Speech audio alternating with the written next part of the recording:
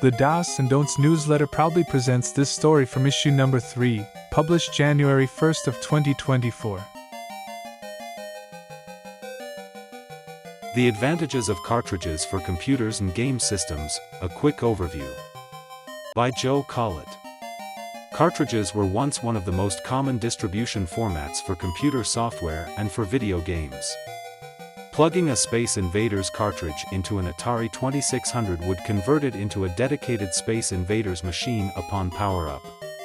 Similarly, installing an Instawriter cart into a Commodore 64 would boot the computer straight into the Instawriter software. A cartridge is a small circuit board containing data and other items enclosed with a protective plastic shell. The cartridges are inserted into the computer or console and automatically execute the code contained within on bootup.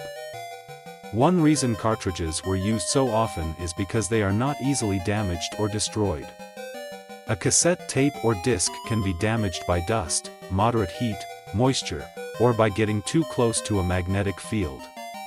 Cartridges were less sensitive to these issues, and the plastic shell added extra armor. The 2600's game cartridges even self-sealed after being taken out of the console, keeping out things that could damage it. If someone were to accidentally spill a small amount of water on one of these carts, it would be fine. A cassette or disc, nope. Cartridges could also add functionality to a device. They can add more RAM, patch or bypass the system ROM, or otherwise expand the hardware. Star Fox, for example, added an extra graphics processing unit to the system to generate 3D graphics. The Legend of Zelda would allow you to save game data instead of using a password system. Some cartridges for the Atari 2600 and for the NES included expanded sound capabilities. The list goes on and on. These hardware cartridges could improve a system's longevity by expanding the base system. With all of these advantages, why did cartridges fall out of favor? There were several factors. As manufacturing of magnetic media got better, the newer discs were not as easily damaged.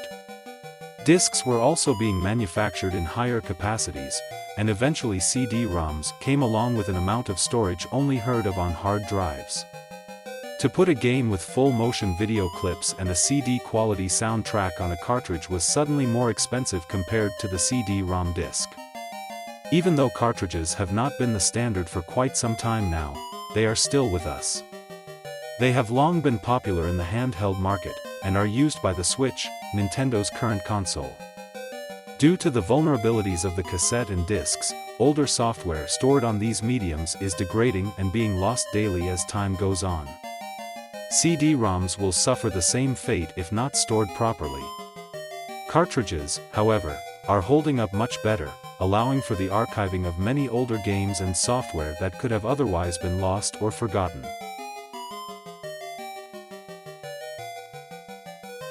About Joe Collett.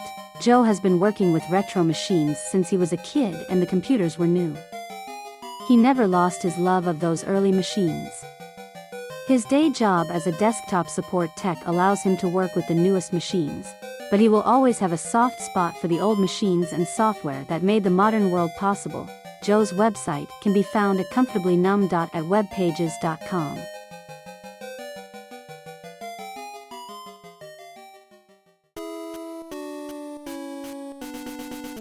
The Do's and Don'ts team consists of Grizzly Adam, editor, publisher, writer; Jon Mullin, assistant editor, writer; Plendlful, consulting editor; Joe Collett, associate publisher, writer; BlueMSX, writer; Yousef, writer.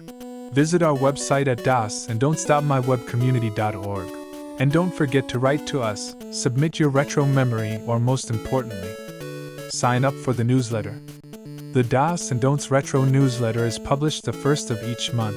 Subscribers get early access.